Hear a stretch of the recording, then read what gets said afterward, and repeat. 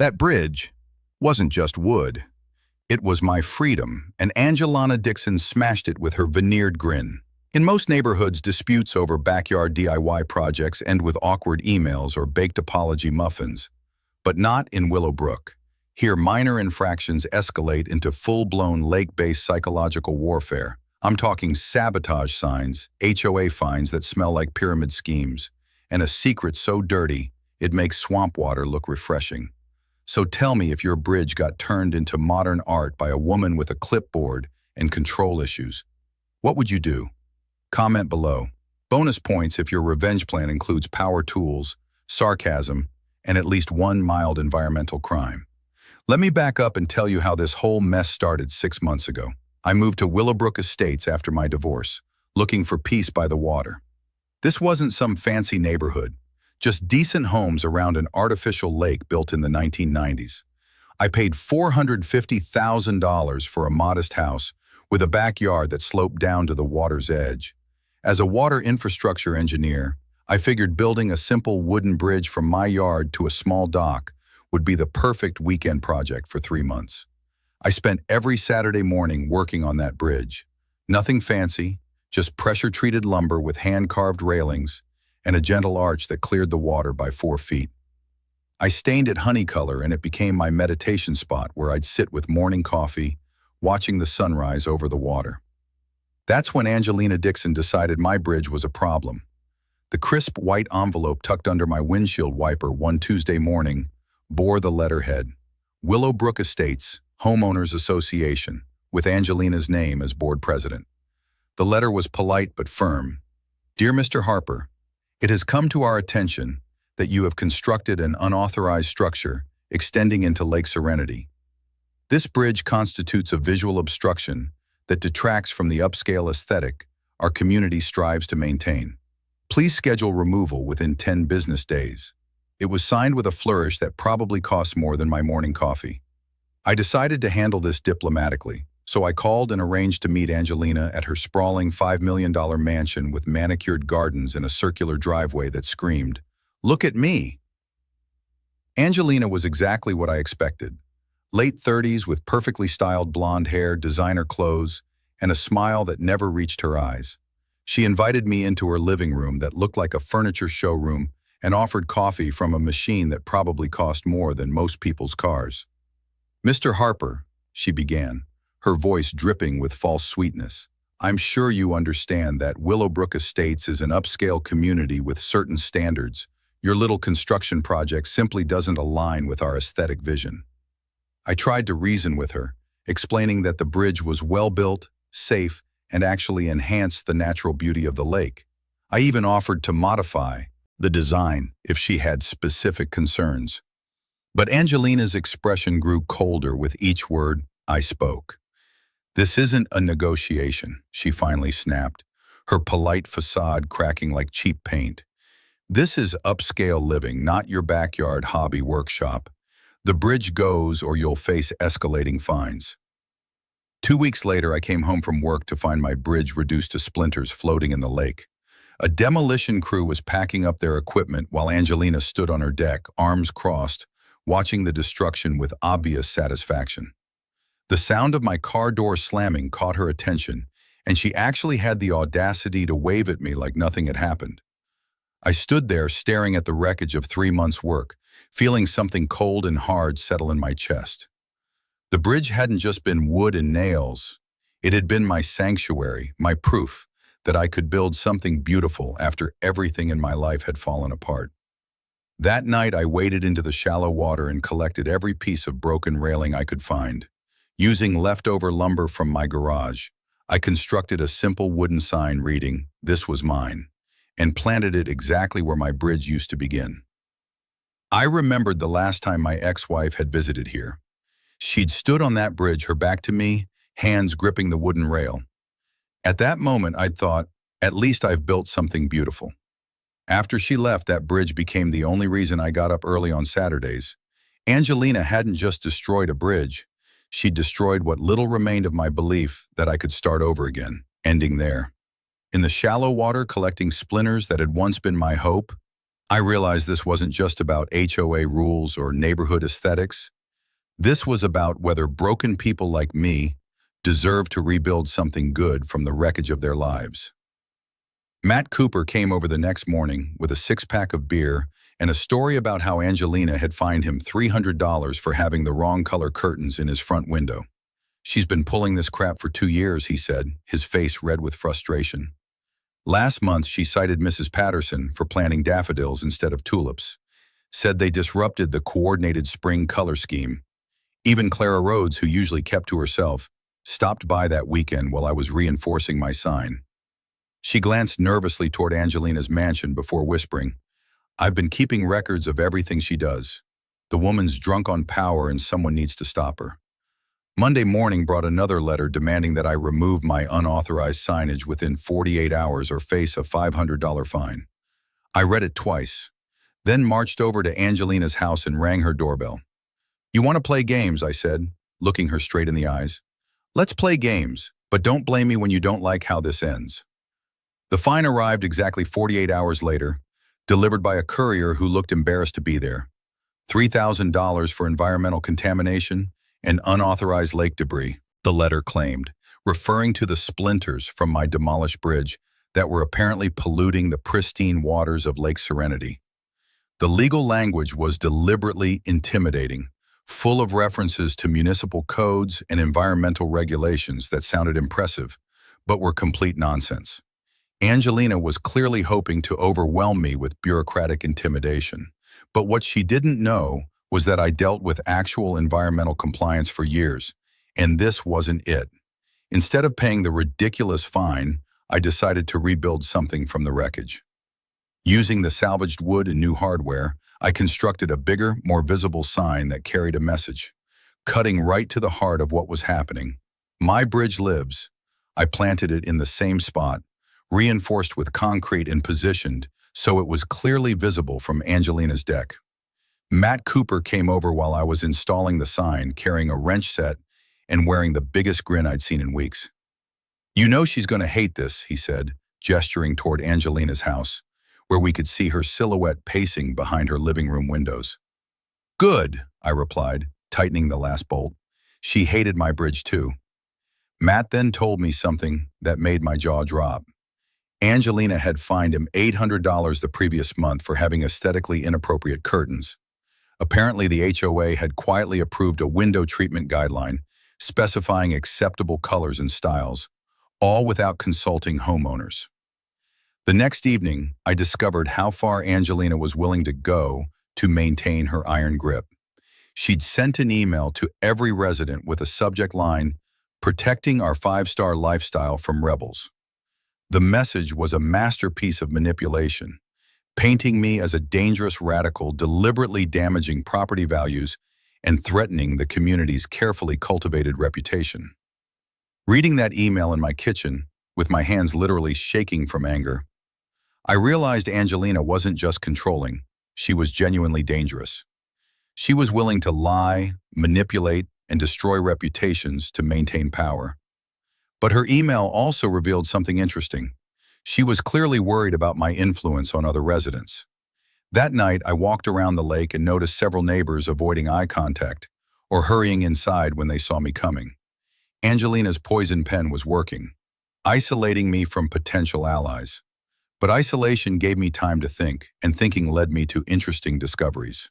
I spent the next few days in the local planning office, pulling records on Lake Serenity and the surrounding development. What I found made my engineer's blood run cold. The lake was entirely dependent on a dam system built in 1962 by Dixon Construction Company, owned by Angelina's grandfather, Harold Dixon. The maintenance records were spotty at best, with no major inspections documented since the 1980s. Clara Rhodes proved to be an unexpected ally when she approached me one evening, glanced nervously around before slipping me a manila envelope. "I found this in my late husband's papers," she whispered. "He was on the original HOA board. I think you should see it." Inside was a letter from 1994, written by Clara's husband to the county health department, expressing concerns about water quality testing and requesting regular monitoring of Lake Serenity. The letter mentioned unusual discoloration and concerning odors during low water periods, but there was no record of any response. Armed with this information, I decided to take my research public. I crafted an email response to Angelina's neighborhood-wide message, but instead of defending myself, I posed pointed questions. Fellow residents, since we're all concerned about protecting property values, shouldn't we also be concerned about the condition of the dam that maintains our beautiful lake? When was the last time it was professionally inspected? I included links to county records showing the dam's age and maintenance history. The response was swift and telling. Within hours, I received dozens of replies from neighbors who had never spoken to me before. Some were supportive, thanking me for raising important questions. Others clearly paired Angelina's talking points, accusing me of spreading fear. But the most interesting responses came from longtime residents who remembered things Angelina probably wished they'd forgotten. Odd smells during droughts, fish die-offs in the early 2000s, and occasions when the lake level had dropped dramatically during summer months. That weekend, I added a second sign, Truth Over Rules, positioned right next to my bridge lives. This one included a QR code linking to public records I discovered, encouraging residents to make informed decisions about our community's future. Monday morning brought another fine, this one for $5,000, citing unauthorized commercial signage and environmental fear-mongering. But I noticed something interesting. Angelina's signature looked shakier, and the letter had been sent from her personal email rather than the official HO, was rattled, operating outside normal procedures, making mistakes that happen when someone feels control slipping away. The breakthrough came from an unexpected source. My former colleague, Jake Morrison, who worked for the State Environmental Protection Agency. When I casually mentioned Lake Serenity during a phone conversation, Jake's voice immediately changed. "Zane, please tell me you're not living on that lake," he said, and the concern in his voice made my stomach drop. Apparently, Lake Serenity had been on the state's watch list for potential environmental issues since the early 2000s, but political pressure and budget constraints had prevented serious investigation. Jake couldn't give me official documents, but he could point me toward public records that painted a disturbing picture. The next morning brought an anonymous manila envelope in my mailbox. No postmark, no return address, just thick documents that someone had clearly photocopied in a hurry. I ripped open the sealed envelope, my hands sticking to the dusty old paper.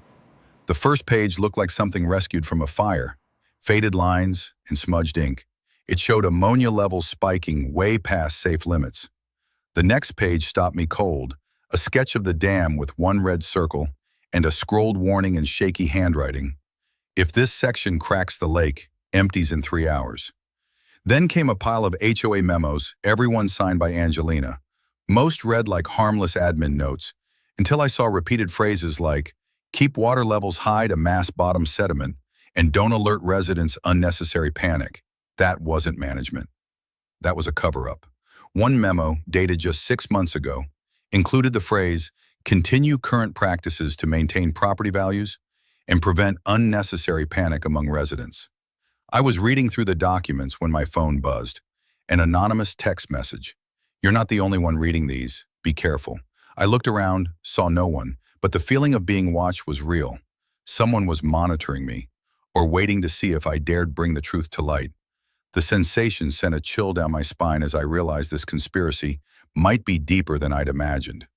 The most damning document was a 1996 engineering report commissioned by the original HOA board back when Clara's husband was still alive. The report said it bluntly, the dam wasn't safe and fixing it back then would have cost $200,000. Worse, there were leftovers from a chemical plant that dumped toxins upstream for decades, solvents, heavy metals, stuff that should have been buried in hazmat sites. Instead, it settled into the lake bottom like poison waiting for a crack.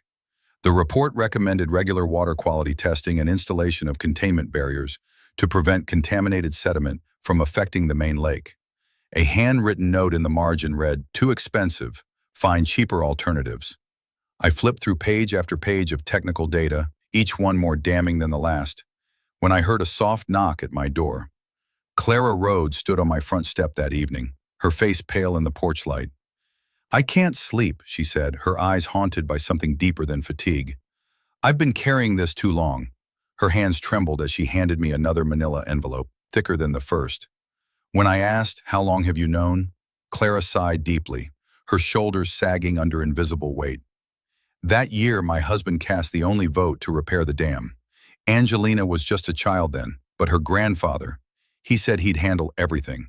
Cheaper, he promised. My husband never forgave himself for not fighting harder. He spent the rest of his life documenting what they were hiding, hoping someone would eventually have the courage to expose it." Her voice cracked as she continued. "I should have spoken up years ago, but I was afraid. Afraid of lawsuits, afraid of losing our home, afraid of what people would think. Now I'm more afraid of what happens if I stay silent." According to Clara, they painted over cracks, dumped chemicals to hide the smell, and kept the lake full so no one would see what's underneath. Clara said, "That's not maintenance. It's makeup on a corpse." The HOA had essentially been running a 30-year cover-up operation, with each successive board choosing to kick the can down the road rather than face financial and legal consequences. Armed with this understanding, I contacted Jennifer Walsh, a reporter for the regional newspaper who specialized in environmental issues. Jennifer was sharp, experienced, and immediately interested when I started describing the situation. "Environmental cover-ups in wealthy communities are unfortunately common," she told me, taking notes as I outlined everything I'd discovered. "The wealthy residents don't want to acknowledge problems that might affect property values, and local officials often look the other way to avoid conflict." Jennifer agreed to investigate, but warned me that it would take time to verify documents and conduct proper research. "People like your HOA president don't go down quietly," she warned. "They usually get more desperate and dangerous before they give up." That evening, I decided to add another sign to my growing collection. This one was simpler, but more direct. "Beautiful Lake Broken Dam."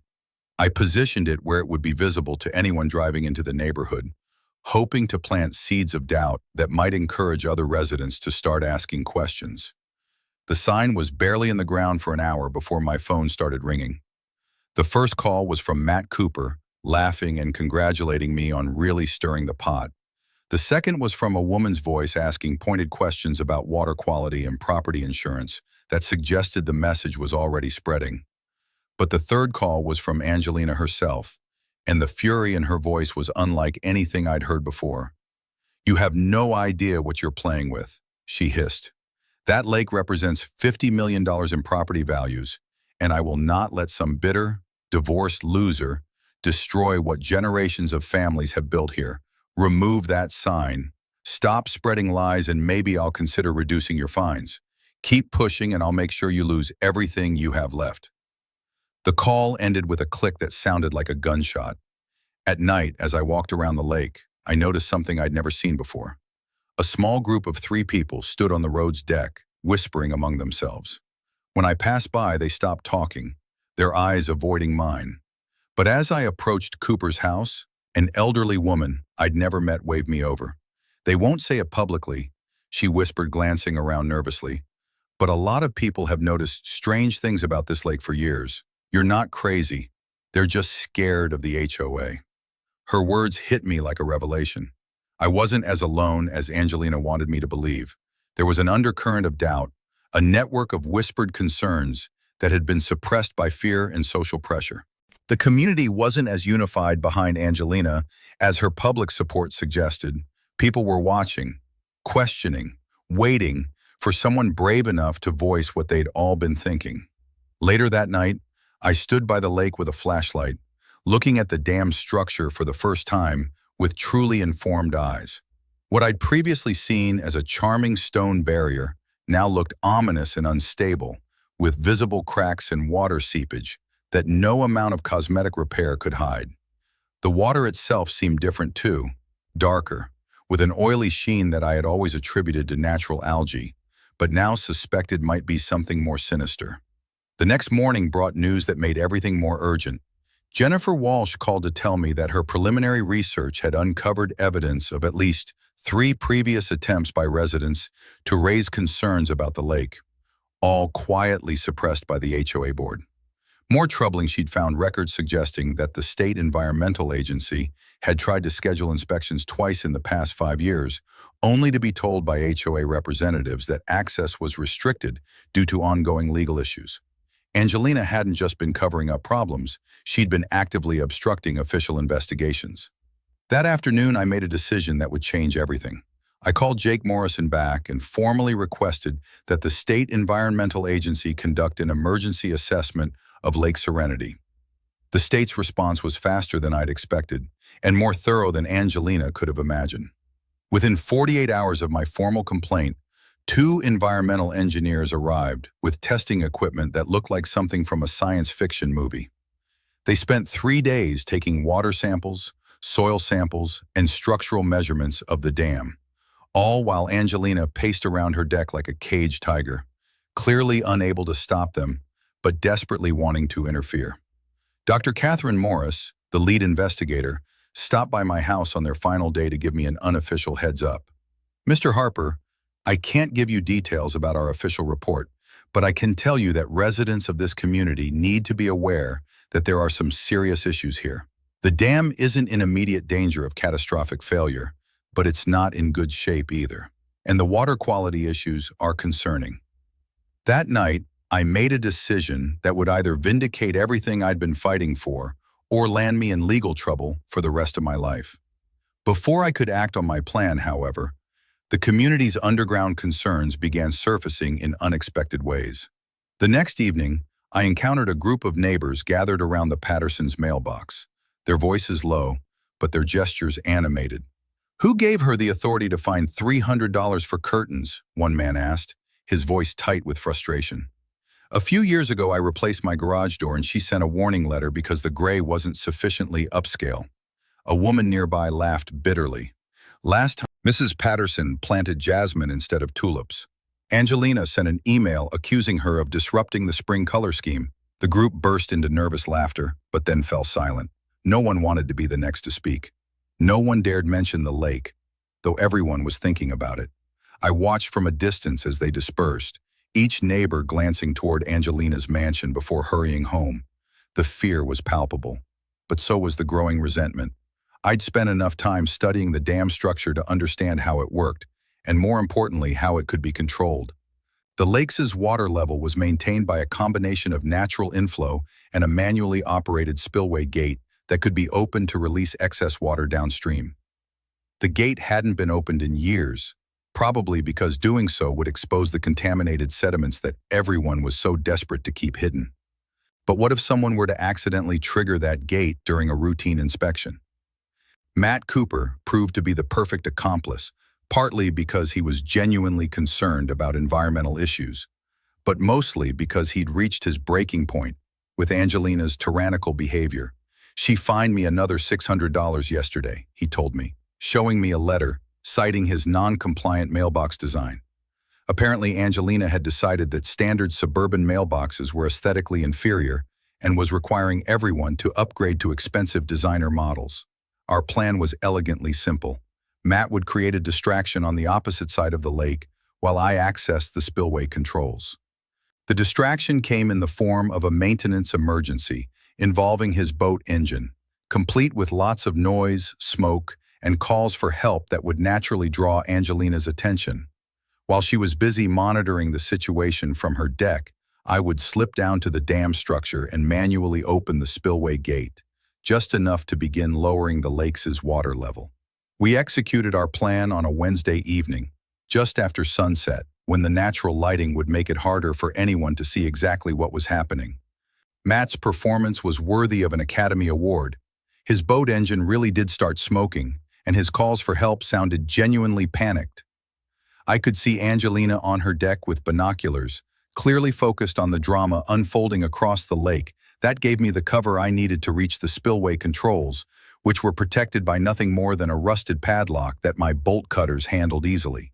The gate mechanism was old but functional, and within minutes, I had water flowing downstream at a rate that would gradually lower the lake level over the following days. The initial results were subtle but unmistakable.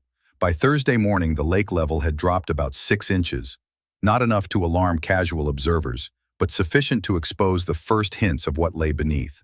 The shoreline that had always been pristine sand and small stones now showed patches of dark, oily sediment that smelled like industrial chemicals. More telling were the reactions of the longtime residents. I noticed several neighbors standing at their docks, looking confused and concerned, clearly recognizing that something was different, but not quite sure what. Angelina's response was swift and predictable. By Thursday afternoon, every resident had received an emergency email explaining that the lake was experiencing temporary water level fluctuations due to seasonal drainage patterns and recent rainfall variations. The email assured everyone that this was completely normal and that water levels would return to optimal heights within a few days through routine maintenance procedures. It was masterful misdirection designed to prevent panic while buying time for damage control. Friday brought a development I hadn't anticipated. Several residents started taking pictures and videos of the exposed sediments, sharing them with each other and asking questions that Angelina couldn't easily dismiss. Mrs. Patterson called me directly to ask if I knew anything about that awful smell coming from the lake. When I suggested she might want to contact environmental authorities to report her concerns, she was immediately interested. "I've been wondering about that smell for years," she said. "My late husband always claimed there was something wrong with this lake, but everyone told him he was imagining things." The weekend brought the breakthrough I'd been hoping for. The water level had dropped enough to expose large sections of contaminated sediment along the entire shoreline. The smell was now unmistakable, a chemical odor that reminded me of old dry cleaning fluid mixed with petroleum products. Even more dramatic were the visual effects.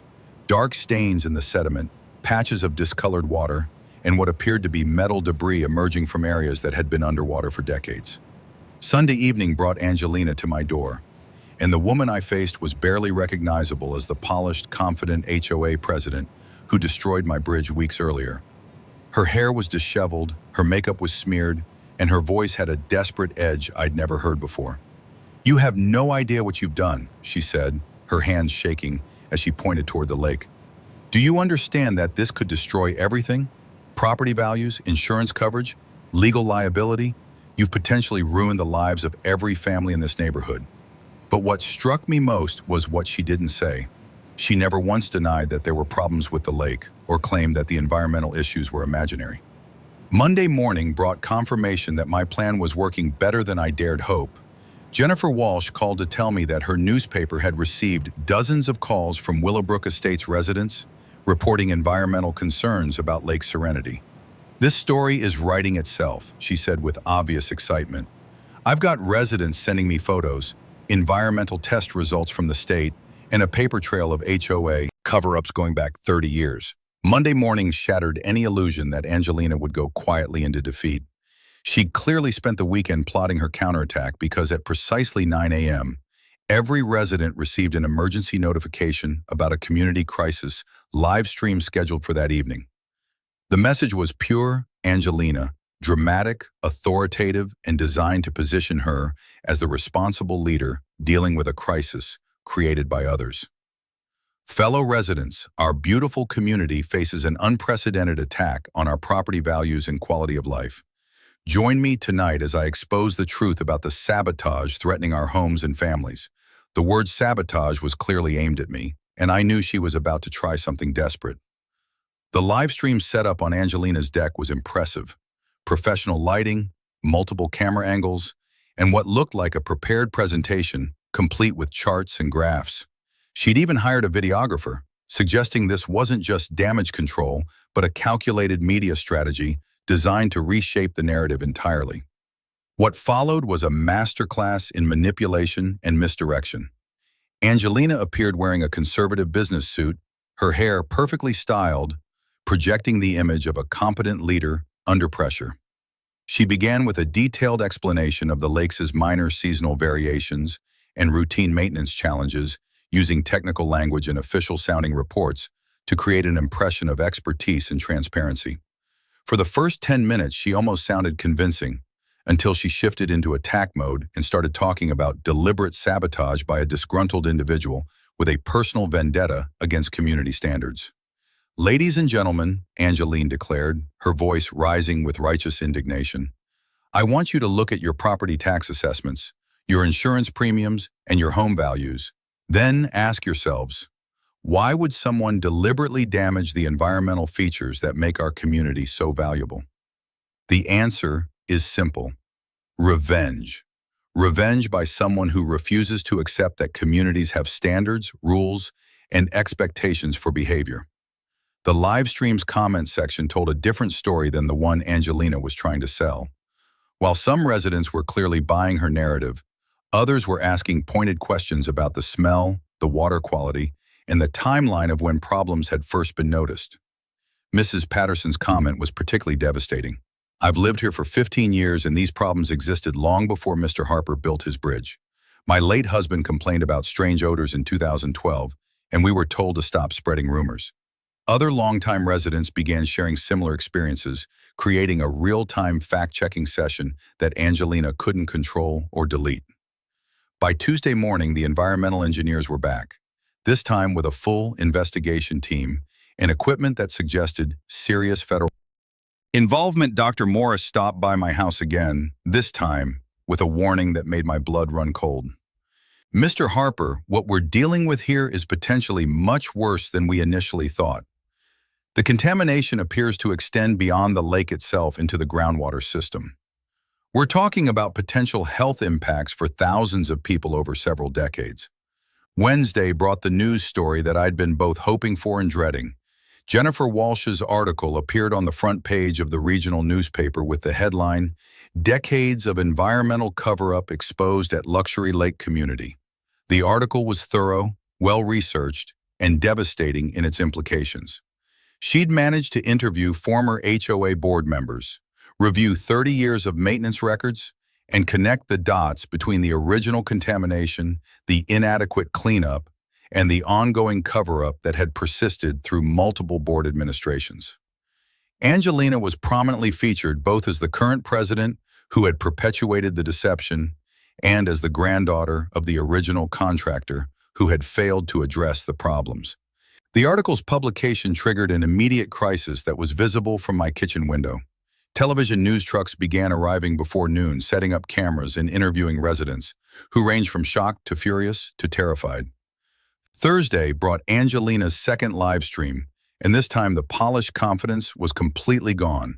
She appeared haggarded, defensive, and increasingly desperate as she tried to blame everyone except herself for the crisis. This situation has been deliberately exaggerated by environmental extremists and a vindictive individual who wanted to destroy our community rather than follow reasonable rules, she declared, her voice shaking with emotion. The so-called contamination is minor, manageable, and poses no immediate threat to anyone. What poses a threat is the panic and property damage being caused by irresponsible reporting and deliberate fear-mongering. But the real drama came when Clara Rodas called into the live stream, her voice clear and determined as she contradicted everything Angelina was saying. I have documents proving that this HOA has known about serious environmental problems for over 20 years, Clara announced, ignoring Angelina's attempts to cut her off. My late husband tried to force proper repairs in the 1990s, and he was voted down by a board that included Harold Dixon, Angelina's grandfather. Friday morning brought the final piece of evidence I needed to understand the full scope of what had been happening. An anonymous envelope appeared in my mailbox containing photocopies of insurance claims dating back to 2008, all related to unexplained property damage that had been quietly settled without investigation. The claims painted a picture of systematic damage control, mysterious water damage in basement near the lake, landscaping problems that required expensive soil replacement, and even health issues among pets that had been resolved through confidential veterinary settlements. The HOA hadn't just been covering up environmental problems. They'd been paying to conceal the evidence of harm those problems were causing. That afternoon, I made a decision that felt both inevitable and terrifying. I walked down to the spillway controls and opened the gate completely, allowing the lake to drain at its maximum rate. Within hours, the water level dropped dramatically, exposing decades of contaminated sediment, buried debris, and industrial waste that no amount of denial could explain away. Sunday morning, brought a sight that no amount of preparation could have made less shocking. With the spillway gate fully open for 36 hours, Lake Serenity had transformed from a picturesque water feature into what looked like an archaeological dig site from hell. The exposed lakebed revealed layers of contamination that told the story of decades of environmental abuse. Rusted metal drums, pipes that clearly didn't belong in a natural setting, and sediment so saturated with chemicals that it had taken on an unnatural rainbow sheen. The smell was overwhelming. A mixture of petroleum products, industrial solvents, and something that reminded me uncomfortably of formaldehyde. The visual impact was devastating, but the human drama unfolding around the drained lake was even more powerful. Families stood along the former shoreline, taking pictures and videos, their expressions ranging from horrified fascination to righteous anger. Children pointed at the exposed debris while asking questions their parents couldn't answer. The media response was immediate and overwhelming. By noon, we had news crews from 3 television stations, 2 radio stations, and 4 newspapers documenting the environmental catastrophe that had been hidden beneath our supposedly pristine lake. The reporters were having a field day with the story. Wealthy homeowners living unknowingly above an environmental disaster, an HOA that had covered up dangerous contamination for decades, and a whistleblower who had literally drained the lake to expose the truth. One television reporter stood in front of the exposed contamination and declared, "This is what 30 years of environmental cover-up looks like when the truth finally comes to light." Dr. Morris and her team were back in force, this time wearing full hazmat suits as they collected samples from the exposed sediments. Their preliminary assessments were terrifying: heavy metals at levels that exceeded EPA safety standards by factors of 10 or more, organic solvents that pose serious health risks through both skin contact and inhalation, and industrial waste that should have required specialized disposal decades ago. Monday brought the legal avalanche that I'd been expecting, but dreading. Class action attorneys arrived like sharks sensing blood in the water, setting up temporary offices in the community center and offering to represent residents in lawsuits against everyone, from the original developers to the current HOA board. Environmental lawyers were investigating potential federal violations that could result in criminal charges. Insurance investigators were conducting emergency assessments to determine coverage obligations for contamination that had been deliberately concealed. The quiet suburban neighborhood had become a legal battlefield, with dozens of competing interests and potential liability reaching into the hundreds of millions. But the most dramatic development was Angelina's complete meltdown during what turned out to be her final live stream. Appearing disheveled and clearly exhausted, she made increasingly desperate attempts to control a narrative that had completely escaped her grasp. This contamination is the result of recent illegal dumping by environmental terrorists, she declared, her voice cracking with strain. Zane Harper and his accomplices have deliberately poisoned our lake to serve their radical agenda. The turning point came when Matt Cooper called into the live ream with information that destroyed Angelina's last shred of credibility. "I've been living here for 8 years, he said, his voice calm and measured. "And I have photographs dating back to 2015 showing discoloration and debris in areas that are now exposed. I also have documentation of strange odors and water quality issues that residents have been reporting for years. This contamination didn't appear last week. It's been here all along, and certain people have been working very hard to keep it hidden." His evidence was impossible to dismiss, and the live comments exploded with other residents sharing similar experiences and evidence. Tuesday brought the revelation that changed everything. Federal investigators arrived with a search warrant for HOA records dating back to the community's founding. They spent the entire day in the HOA office building, removing boxes of documents, while Angelina stood helplessly nearby, clearly understanding that her carefully constructed world was collapsing. That evening, the trust between this community and its leadership, the health and safety of families who deserved to know what they were living with, Wednesday brought the news that effectively ended Angelina's reign and validated everything I'd been fighting for. The federal investigation had uncovered evidence of systematic environmental crimes spanning 3 decades. With documented proof that multiple HOA boards had known about dangerous contamination and had actively worked to conceal it, The evidence included insurance settlements for health problems related to the contamination, payments to environmental consultants for damage control rather than remediation, and communications between HOA leadership and local officials that suggested a coordinated effort to prevent proper investigation and cleanup. The final blow came when the State Environmental Agency released its preliminary report, concluding that Lake Serenity posed immediate and serious health risks to residents and declaring the entire area a contaminated site requiring emergency remediation. Property values didn't just decline, they effectively disappeared, as no bank would write mortgages and no insurance company would write policies for homes in a declared contamination zone. The weeks following Angelina's breakdown brought a cascade of consequences that reshaped Willowbrook Estates in ways no one could have predicted. Federal environmental teams began the massive process of soil remediation, turning the former lake bed into an active construction site with heavy machinery operating around the clock. Property insurance companies started the complex process of determining coverage for environmental damage that had been concealed for decades. Most dramatically, a federal grand jury was convened to investigate potential criminal charges against current and former HOA board members, including conspiracy to violate environmental laws and fraud related to property value misrepresentation. Angelina herself disappeared from public view entirely, reportedly consulting with federal criminal defense attorneys while facing potential personal bankruptcy from the civil lawsuits that were multiplying daily. Her $5 million mansion, like every other property in the community, was now effectively worthless until the contamination cleanup was completed, a process that environmental experts estimated could take 3 to 5 years and cost upward of $60 million.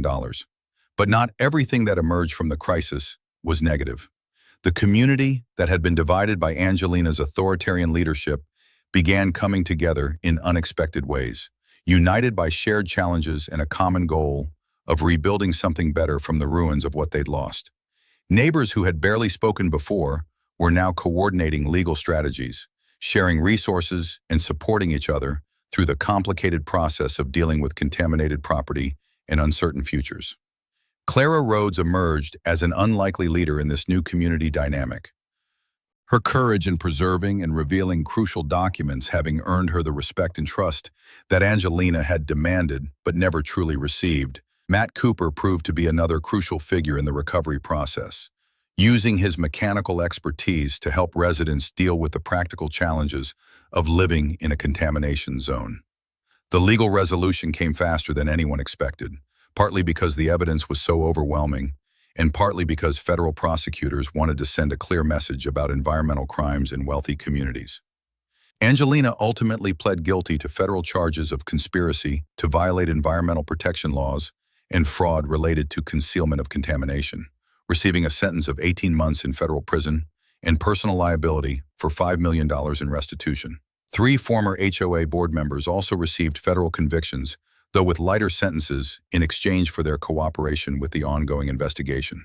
But the most dramatic moment in the entire crisis came when Angelina made one last desperate attempt to shift blame and avoid accountability.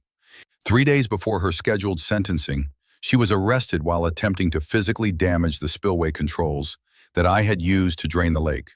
Security cameras captured her trying to break the gate mechanism with a sledgehammer, apparently hoping to create flooding that would refill the lake and obscure the contamination evident. Matt Cooper, who had been walking his dog near the spillway, was the one who called 911 and potentially prevented a disaster that could have flooded several downstream neighborhoods. She was completely out of control, he told investigators later, screaming about how she was going to fix everything and show everyone the truth. It was clear she'd completely lost touch with reality. The attempted sabotage resulted in additional federal charges and ensured that Angelina's final public act would be one of destructive desperation rather than dignified resignation. 6 months after the lake was drained, I stood in the same spot where my wooden bridge had once connected my yard to the water, but now looking out over a carefully managed environmental cleanup operation. The contaminated sediments were being professionally removed and processed. The underlying soil was being treated with advanced remediation techniques, and environmental engineers were designing a new water system that would be safe, sustainable, and properly monitored.